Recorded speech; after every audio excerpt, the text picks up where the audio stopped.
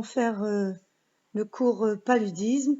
J'espère que vous allez bien et on commence. Donc, on va voir le paludisme, qu'on appelle malaria. C'est une infection parasitaire endémo-épidémique qui est strictement humaine, qui est à déclaration obligatoire. Alors, il s'agit, comment on le définit? Alors, le paludisme, on le définit comme la présence et la multiplication dans l'organisme d'un protozoaire, qu'on appelle aussi hématozoaire, du genre Plasmodium, qui est transmis majoritairement, c'est-à-dire qu'on peut avoir d'autres modes de transmission, mais majoritairement par la piqûre d'un moustique qu'on appelle l'anophèle femelle. C'est un fléau mondial, donc problème de santé publique. C'est la plus fréquente des maladies fébriles d'importation et c'est une maladie qui est contractée lors d'un séjour dans un pays tropical. C'est une maladie qui est grave, surtout chez la femme enceinte, mais également chez l'enfant de moins de 5 ans. Et c'est la 4e cause de mortalité infantile en Afrique. Alors, les formes graves sont dues surtout à une espèce bien particulière, c'est le paludisme, le Plasmodium falciparum. Surtout, quand on dit surtout, c'est-à-dire qu'il y a d'autres types qui peuvent donner également une forme grave. Donc, c'est surtout le falciparum. Alors, sur le plan épidémiologique, on sait que c'est une menace mondiale. 3 milliards de personnes par an peuvent être touchées par le paludisme. Alors, en 2017, il y a eu 219 millions de cas. La mortalité est très importante, 1 à 3 millions de décès par an. Et c'est surtout les décès en Afrique et les 2/3 des décès se voient chez les enfants de moins de 5 ans. Et on sait que chaque minute, un enfant meurt de paludisme en Afrique. Alors, cette maladie est liée surtout et de façon inextricable à la pauvreté. C'est une maladie qui est endémo-épidémique et se voit par des épidémies saisonnières. Alors là, on voit sur une carte géographique les pays où l'on voit le plus de paludisme et vous voyez que c'est surtout l'Afrique, l'Asie du Sud-Est et également l'Amérique du Sud. Alors en Algérie, dans les années 50, le paludisme était un véritable problème de santé publique et c'était surtout au niveau du nord où on avait le paludisme qu'on appelle le paludisme autochtone et à partir de 1968, il y a eu un programme national d'élimination du paludisme avec l'OMS et les pays du Maghreb en allant de la Tunisie, l'Algérie et le Maroc pour éliminer ce paludisme autochtone. Et on avait oublié complètement le sud et depuis la construction de la route transsaharienne, il y a eu le paludisme d'importation, donc à partir du sud. Et au nord, depuis ce programme d'élimination, il reste encore quelques foyers autochtones, mais qui sont éteints, c'est-à-dire qui ne sont pas actifs. Et c'est surtout, par exemple, un foyer à Constantine, Djidjel, Annaba. Et ce sont des foyers où il n'y a pas de paludisme, mais on doit les surveiller parce qu'ils peuvent reprendre leur activité et on peut reprendre le paludisme autochtones au nord. Et si on prend les chiffres, c'est surtout au sud du pays où on a le paludisme d'importation. Vous savez ce que ça veut dire importation? Importation, c'est-à-dire que on se fait piquer en dehors du pays et on fait la maladie dans le pays. Autochtone, on se fait piquer dans le pays et on fait la maladie dans le pays. Et lorsqu'on voit le premier trimestre de 2019, on a eu quand même 40 cas. Sachez qu'on a plus de paludisme autochtone en Algérie depuis les derniers cas depuis 2013. Alors l'agent causal, on avait dit que c'était le plasmodium. Il y a 5 espèces qui sont pathogènes pour l'homme, c'est-à-dire qu'on peut avoir d'autres espèces, mais ceux qui sont pathogènes pour l'homme, il y en a 5. Alors en Algérie, nous avons le plus fréquent, c'est le Plasmodium vivax. Et parmi les plasmodiums, c'est un plasmodium qui peut donner également des formes graves. Ensuite, nous avons le Plasmodium malare et sachez qu'il a été, le paludisme a été découvert en Algérie. La première fois en Algérie, c'était en 1880, c'était à Constantine où il a été découvert pour la première fois et donc on avait découvert le Plasmodium malare. Ensuite, nous avons le paludisme, le Plasmodium falciparum, qui est le plus fréquent et qu'on avait dit qu'il était le responsable des formes graves également.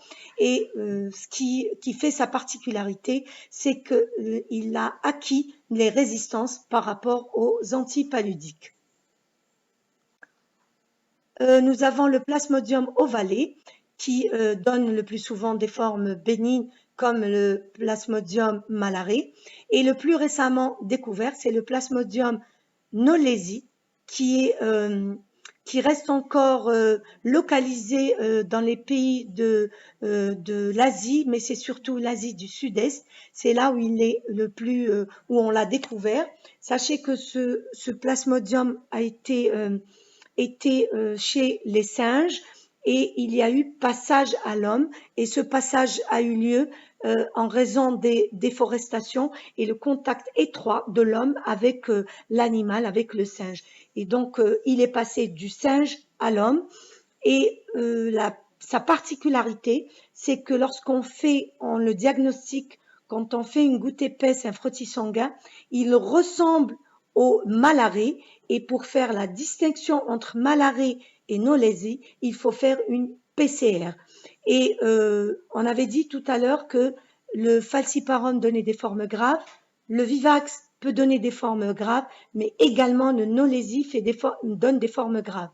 Si on a un paludisme et qui est une forme grave, et lorsqu'on fait une goutte épaisse et le biologiste nous répond qu'il s'agit d'un malare, il faut faire très attention. Le malare ne donne pas de forme grave et donc c'est là où on doit aller vers la PCR pour s'assurer qu'il ne s'agit pas d'un knowlesi. Alors le réservoir, c'est l'homme, ce qu'on appelle l'hôte intermédiaire, sauf bien sûr pour le knowlesi où on peut avoir le singe puisqu'il est passé du singe à l'homme.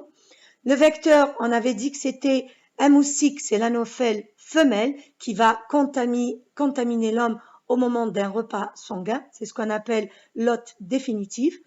La transmission, la plus fréquente, c'est la transmission par piqûre d'anophèle femelle, mais j'avais dit tout à l'heure qu'on pouvait avoir une transmission par d'autres moyens, d'autres modes. C'est transfusion sanguine, greffe d'organes, transplacentaire, toxicomanie, la voie intraveineuse, les seringues, etc. Donc, il faut savoir que fréquemment, c'est piqûre, mais exceptionnellement, on peut avoir d'autres modes de transmission. Voilà une image de l'anophèle femelle. Alors, le cycle parasitaire. Il faut savoir que le cycle parasitaire se déroule à la fois chez l'homme, mais également chez l'anophèle. Et alors, chez l'homme, c'est un cycle asexué et il se déroule au niveau du foie et au niveau du globule rouge. Chez l'anophèle femelle, il se déroule au niveau du tube digestif et ensuite il va au niveau des glandes salivaires. Alors, il existe trois phases. Une phase exo-érythrocytaire, c'est-à-dire en dehors du globule rouge, et une phase endo-érythrocytaire au niveau du globule rouge, et bien sûr le cycle, une phase sporogonique qui se déroulera au niveau de l'anophèle femelle. Alors, qu'est-ce qui va se passer? Alors, l'anophèle va piquer un homme. Cet homme, pourquoi elle le pique? C'est pour prendre son repas.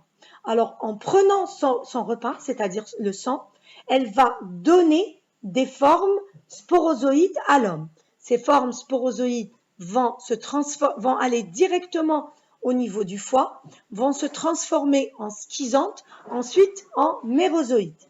Il faut savoir que certains schizantes ne se transforment pas en mérozoïdes et ils vont rester au niveau du foie sous forme hypnozoïde.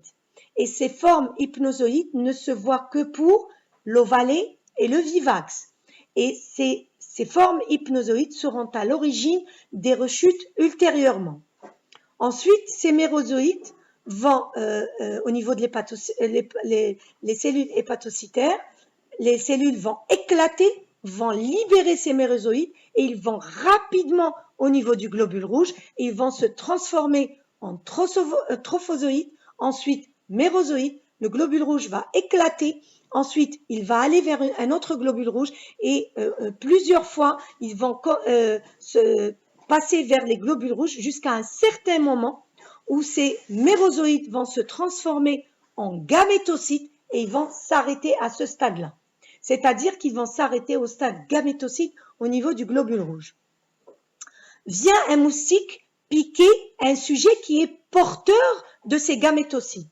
Donc, en prenant son repas, en prenant ce sang, il va prendre également ces gamétocytes mâles et femelles. Ces gamétocytes vont aller directement au niveau du tube digestif, au niveau de l'estomac, vont se transformer en zygotes, okinètes, oocytes, ensuite en sporozoïdes. Ces sporozoïdes vont passer au niveau des glandes salivaires du moustique, ils vont rester là-bas. Lorsque le moustique va piquer un homme, en prenant le repas, il va donner les sporozoïdes. Et donc, c'est ce cycle qui va se transmettre de l'homme à l'anophèle femelle.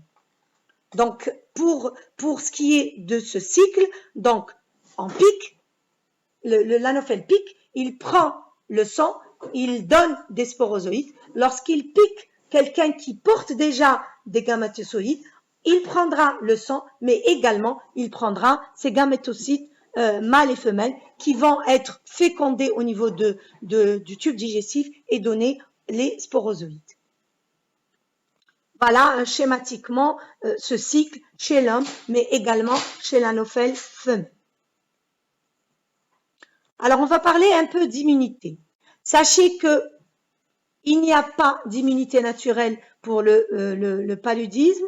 Il n'y a qu'une immunité qui est transitoire, donc il n'y a pas d'immunité définitive. Donc, c'est une immunité acquise qui est transitoire, qu'on appelle état de prémunition.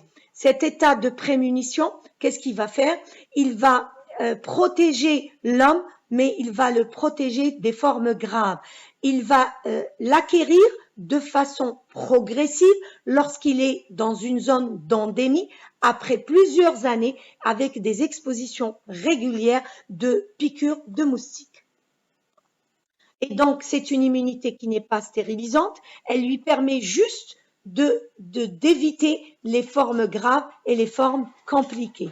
Il faut savoir que cette immunité, puisqu'elle est transitoire, elle disparaît lorsqu'on sort de la zone d'endémie et lorsqu'on on sort de cette zone et on n'est plus dans une zone d'endémie, au bout de 1 à 2 ans, elle disparaît. Il faut savoir qu'elle n'existe pas chez l'enfant de moins de 5 ans et qu'elle est spécifique du parasite.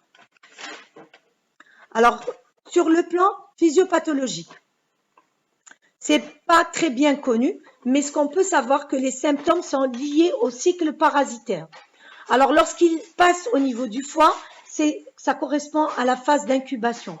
Et lorsqu'il passe au niveau du globule rouge, c'est la phase où on aura les signes cliniques. Et puis, on a une gravité. Cette gravité va dépendre de l'espèce. On l'a vu tout à l'heure. C'est le Knowlesi, le Vivax et le Falciparum. Cette gravité dépendra aussi de la quantité du parasite qui est introduite, donc de la parasitémie, mais également de l'immunité de l'hôte. Alors, la fièvre, elle est due à la libération d'une substance qu'on appelle hémozoïne après éclatement du globule rouge. Donc, c'est une substance pyrogène. L'anémie, elle est due à l'hémolyse des hématies qui sont parasités. La splénomégalie, elle est due à l'augmentation de l'activité, donc congestion de la rate, phagocytose des hématies, parasitées par les monocytes et les macrophages. L'hépatomégalie aussi, elle est due à une augmentation de l'activité, congestion donc du foie, phagocytose, c'est les cellules de Kupffer. Le subbactère, il est dû à la transformation de l'hémoglobine qui est libérée en bilirubine libre. La thrombopénie, elle est due à la séquestration des plaquettes, c'est dû à un mécanisme qui est mal connu. Alors, il faut savoir que les formes graves sont dues à la séquestration des hématies qui sont parasitées, à l'activation du système immunitaire à médiation cellulaire et donc à la libération de cytokines. Alors, sur le plan clinique, on prendra comme type de description le paludisme de primo-invasion, c'est-à-dire pour la première fois un homme qui est en contact avec le parasite, donc un sujet neuf, et on prendra cette forme, c'est une forme qui est commune, qui est non compliquée. Il s'agit d'un embarras gastrique fébrile chez un patient céphalalgique, c'est-à-dire qui se plaint de céphalée. On avait dit tout à l'heure que l'incubation, elle est silencieuse et elle varie selon l'espèce. Elle va de 7 jours jusqu'à 40 jours selon l'espèce en cause. Alors, la phase d'invasion, donc le début, il est brutal. On a une fièvre à 39,40. C'est une fièvre qui est en plateau. On a des frissons, des sueurs, des courbatures. C'est un tableau qui n'est pas spécifique à l'invasion. Et on a un malaise qui est général, une asthénie, des céphalées et des troubles digestifs type nausées, vomissements, diarrhée, douleurs abdominales. Donc cette phase d'invasion n'a rien de spécifique. Au contraire, c'est vraiment un syndrome pseudo-grippal, un syndrome digestif, donc rien de spécifique. À l'examen clinique, on a des signes d'hémolyse, la pâleur, le subictaire, la splénomégalie qui est modérée, un pouls en rapport avec la température, un herpès labial, vous voyez, un méningisme qui est inconstant, et donc rien de particulier, rien de spécifique par rapport au paludisme. Et sous traitement, on a une guérison en quelques jours. Par contre, si on n'y pense pas, le diagnostic n'a pas eu lieu, s'il n'y a pas eu de traitement, on passe donc à la phase d'état où là, on a une spécificité des signes cliniques et c'est ce qu'on appelle les accès périodiques de réviviscence. C'est-à-dire qu'on va avoir une succession chronologique de 3 signes. Frisson, fièvre, sueur. Cette succession de ces signes-là, ce qu'on appelle accès, a une périodicité. Tous les jours lorsqu'il s'agit d'un olésie, tous les 48 heures lorsqu'il s'agit d'un falci ovalé ou vivax et tous les 72 heures lorsqu'il s'agit d'un malarie.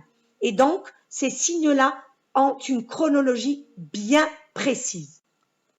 Alors, les frissons, ils durent 1 à 2 heures, ils sont intenses, c'est vraiment des tremblements généralisés, la personne sent un froid intense, elle va claquer des dents, le pouls il est rapide, il est faible, on a des extrémités qui sont cyanosées. Tout de suite vient après la fièvre, très élevée, 40-41, on a une congestion du visage et elle dure 1 à 4 heures de temps.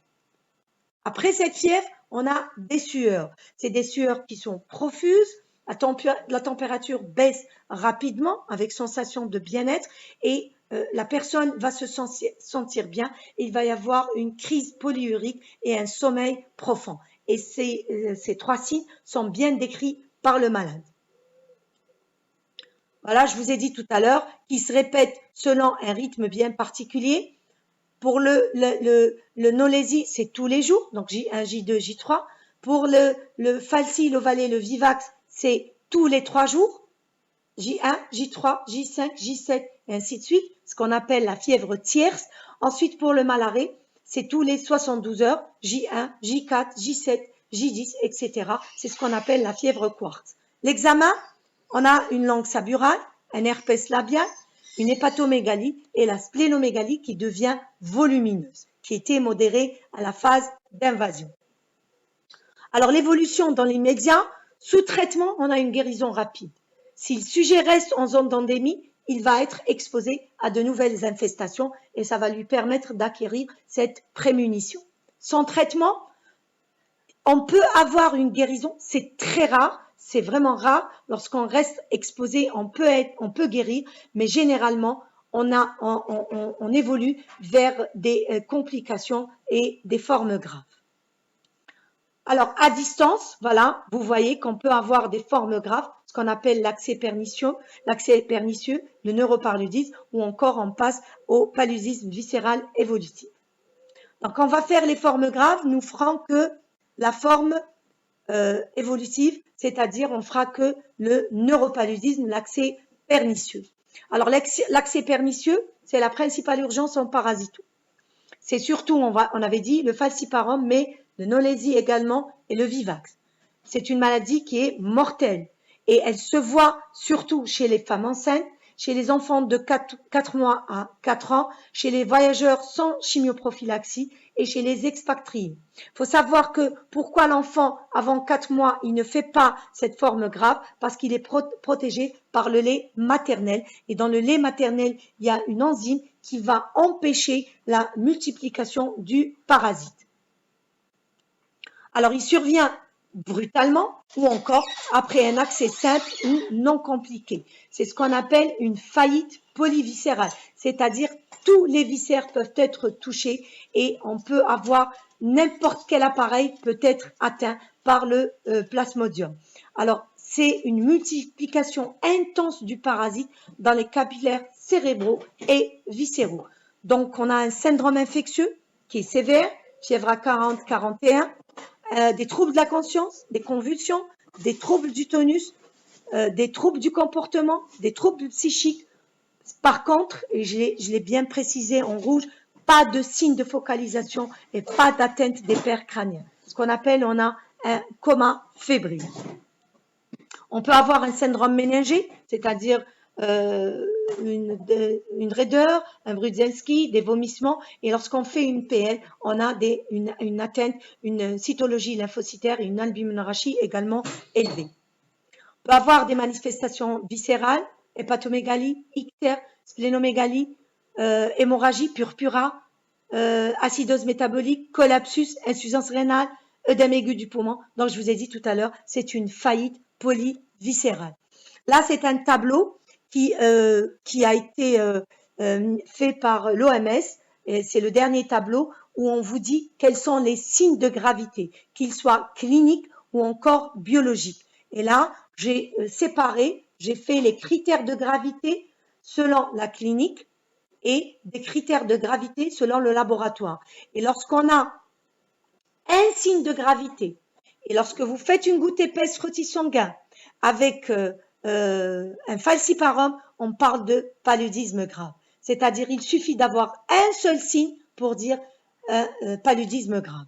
Sur le plan biologique, on peut avoir une anémie hémolytique, une thrombopénie, une augmentation des transats, une insuffisance rénale fonctionnelle et une hyperleucocytose apolynucléaire neutrophile.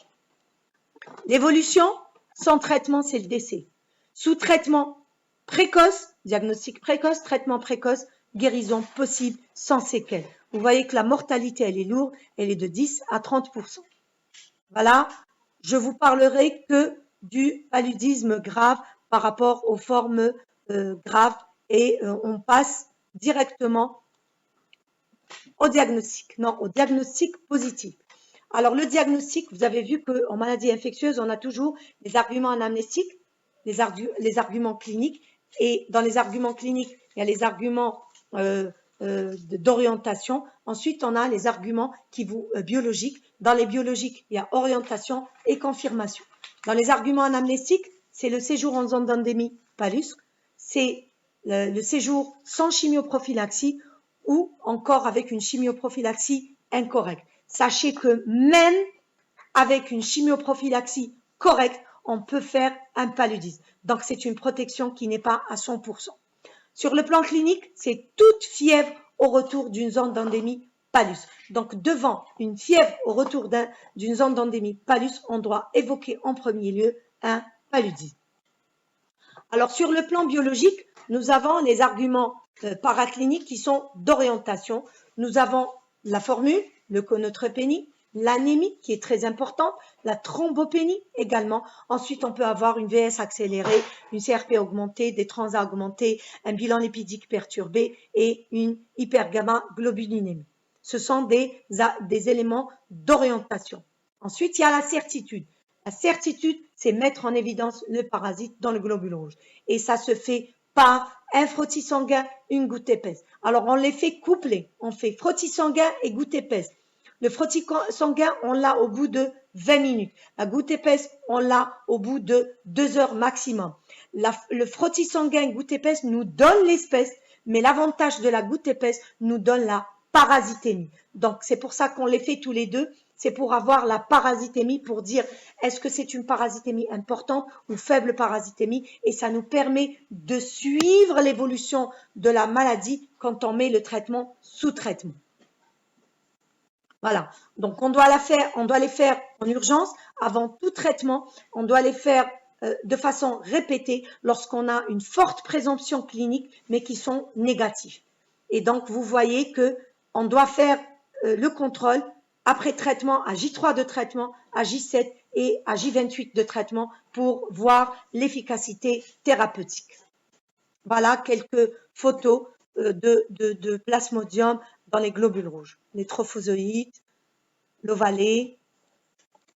Alors, on a vu la confirmation. Il y a d'autres techniques, ce qu'on appelle les techniques immunologiques, comme on appelle le diagnostic rapide. On peut faire également le diagnostic rapide par un test rapide qui se fait actuellement, et les tests rapides maintenant nous permettent de poser le diagnostic, et c'est surtout dans le cadre de l'urgence qu'on les fait, ou encore dans les endroits où on n'a pas un biologiste, où on n'a pas un microscope pour poser le diagnostic par le frottis et la goutte épaisse. Et donc on peut faire des tests rapides, ce qu'on appelle les tests rapides de diagnostic, qui peuvent également se faire.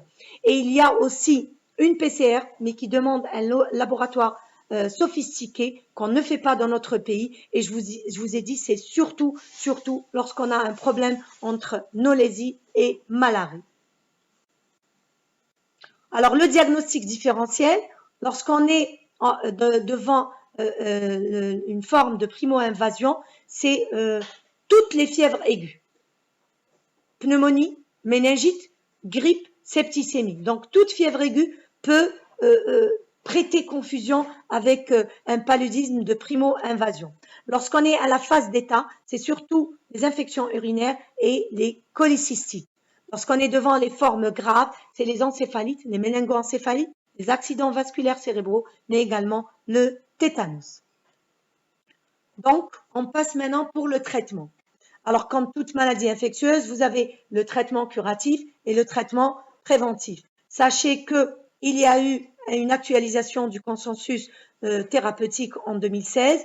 Notre problème du paludisme, c'est le problème des résistances, mais c'est surtout résistance à la chloroquine, et également pas de chimioprophylaxie pour les personnes qui vont et qui dépassent les 3 à 6 mois. Et je vous ai dit tout à l'heure, pas de moyens prophylactiques efficaces à 100%. Les objectifs du traitement, c'est éradiquer le parasite de l'organisme, prévenir les complications, les rechutes et les décès, et bien sûr prévenir l'apparition et la propagation des résistances aux antipaludiques. Alors, quels sont les moyens? Vous voyez dans le tableau, curatif, préventif, et nous avons 6 molécules dans le curatif, et nous avons 4 molécules dans le préventif. Ça, c'est les nouvelles recommandations de notre dernier consensus de 2016. Là, je vous donne les différentes molécules, comment leur présentation en sirop, en injectable et en comprimé. Voilà, là, sur ce tableau, vous avez la molécule, sa présentation, sa posologie, ses contre-indications et ces observations qu'on peut mettre. Alors, juste pour l'artésunate, il n'y a aucune contre-indication chez la femme enceinte pour l'artésunate, ni premier, ni deuxième, ni troisième trimestre. Alors, si on prend maintenant pour le paludisme simple, c'est-à-dire non compliqué, pas la forme grave. Lorsqu'on prend le paludisme à Plasmodium falciparum, retenez que le traitement de choix, c'est-à-dire ne retenez pas les alternatives.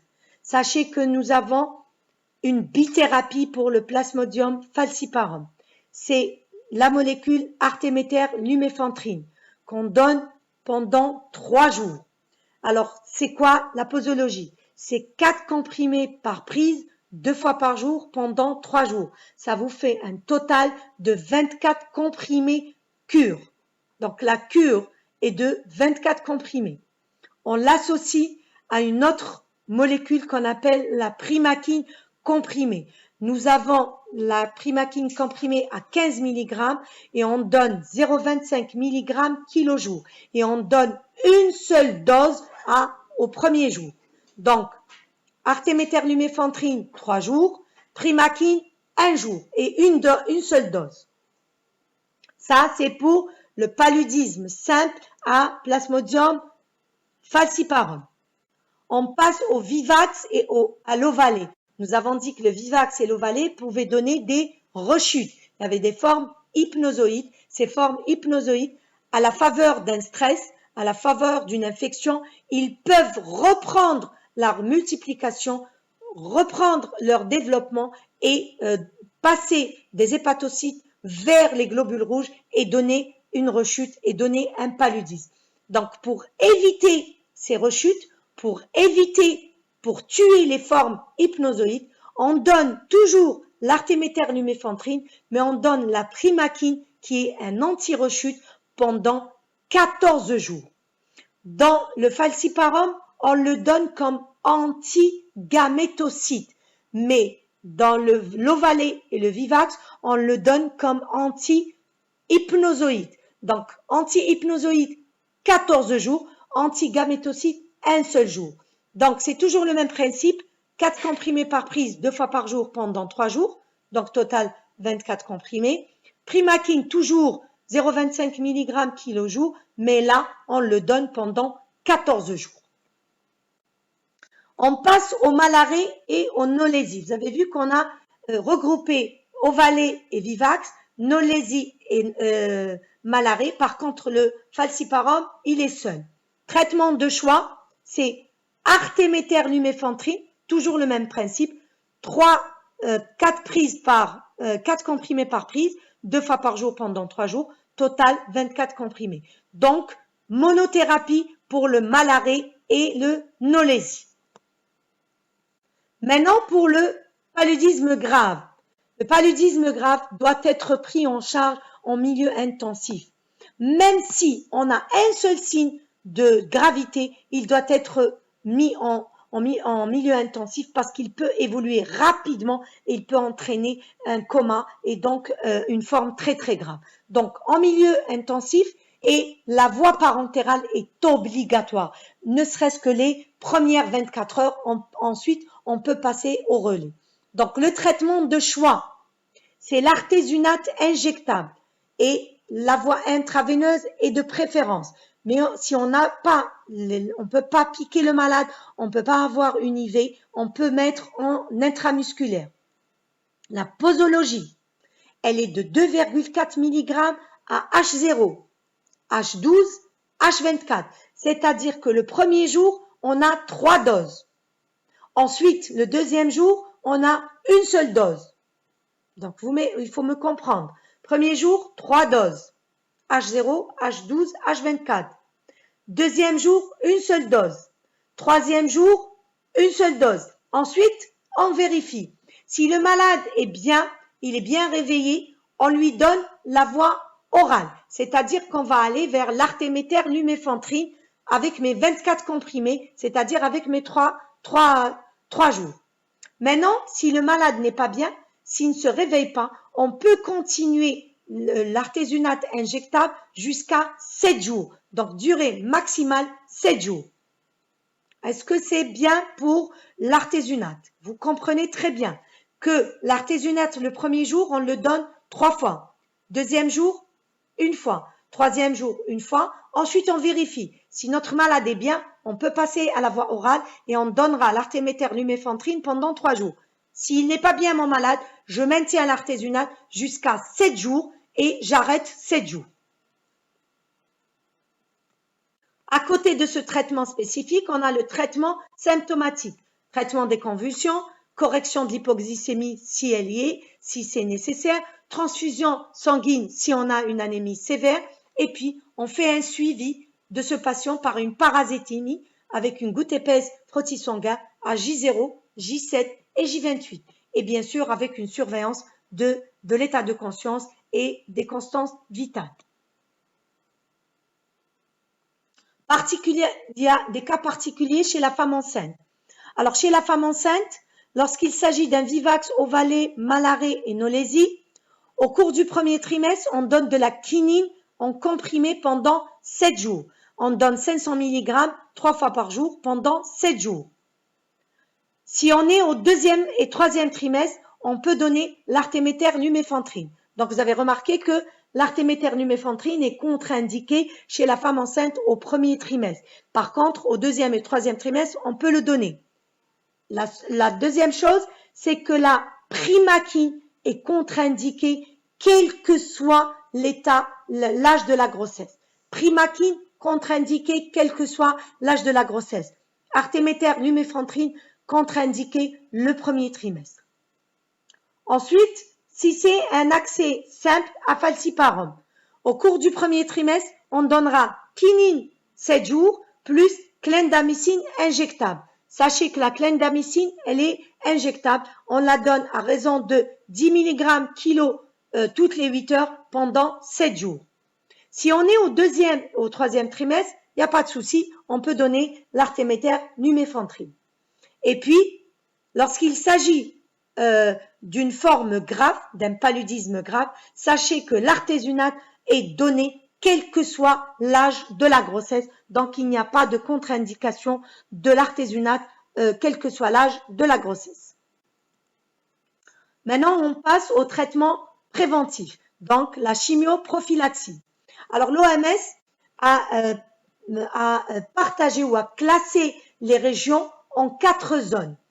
Et ces zones-là sont classées en fonction de la présence ou de non de la résistance du falciparum à la chloroquine. Donc, on se réfère toujours au falciparum et on se réfère toujours à la chloroquine. Si on n'a pas de résistance, si on n'a pas de falciparum, on ne donne pas de chimioprophylaxie. Maintenant, si on a des résistances, si on a du falciparum, on donne de la prophylaxie. Donc, ils sont classés en zones, zone 1, zone 2, zone 3 et 4. Zone 1, pas de chlororésistance. Zone 2, chlororésistance intermédiaire. Zone 3 et 4, chlororésistance importante ou très élevée. Alors, lorsqu'il s'agit de voyages internationaux, alors pour tout voyage en zone d'endémie palustre, il faut prescrire une prophylaxie, c'est-à-dire médicamenteuse, et prescrire également des conseils pour les voyageurs pour se prémunir contre les piqûres de moustiques. Et je répéterai encore, aucune prophylaxie n'est efficace à 100%. Alors, lorsqu'on prend la zone 1 ou la zone A, pas de chimioprophylaxie. Par contre, on fait une prévention des piqûres de moustiques. Donc, seulement prévention des piqûres de moustiques. Lorsqu'on est en zone 2, ou ce qu'on appelle zone B, prévention des piqûres de moustiques, mais également une prophylaxie à la chloroquine. Sachez que la chloroquine, on la donne la veille du départ, pendant le séjour et 4 semaines après le retour. Et c'est toujours un comprimé par jour. Donc la veille, pendant et 4 semaines après le retour du voyage. Si on est dans la zone C ou D ou 3 ou 4, on donne les conseils pour se prévenir contre les piqûres de moustiques, mais également on a des médicaments. Alors, on peut donner en premier lieu l'atovacone proguanil, ce qu'on appelle la malarone. On peut donner la doxycycline, sauf qu'on ne peut pas la donner chez la femme enceinte et on ne peut pas la donner chez l'enfant de moins de 8 ans. Et on peut donner la mefloquine. Donc, nous avons 3 molécules. Atovacone proguanil, comment on la donne?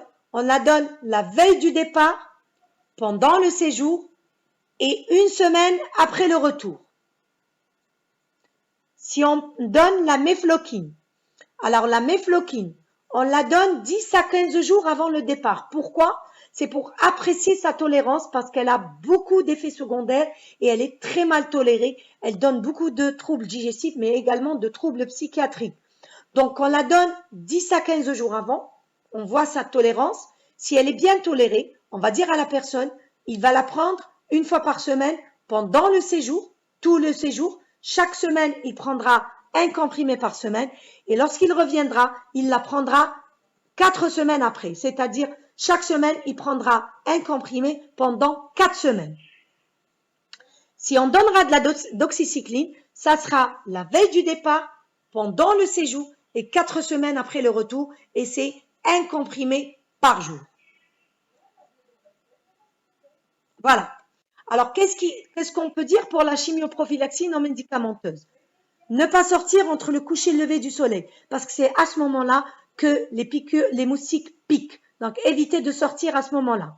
On va leur dire de porter des vêtements longs et manches longues, pantalons. On va leur demander de mettre des chaussures fermées et de mettre des répulsifs sur les parties découvertes et d'acheter des crèmes répulsives pour le visage et de mettre des moustiquaires aux portes des fenêtres, de mettre des climatiseurs parce que lorsqu'il y a la climatisation, les moustiques ne piquent pas et si possible de dormir sous des moustiquaires imprégnés d'insecticides. Ça, c'est ce qu'on appelle une prophylaxie non médicamenteuse. Ce sont les conseils qu'on donnera aux voyageurs lorsqu'ils partent en zone d'endémie palustre. Et donc, ce qu'on peut dire en conclusion, que c'est une infection parasitaire qui est redoutable, mortelle, mais qu'on peut éviter par la prévention, qu'elle peut guérir et qu'il y a un programme mondial de lutte contre le paludisme qui est fait par l'OMS. Et sachez que notre pays a été certifié en 2019, donc ça nous fait déjà une année qu'il a été certifié paludisme free, c'est-à-dire qu'on n'a plus de paludisme autochtone dans notre pays et qu'on n'a que le paludisme d'importation. Voilà, et je vous remercie.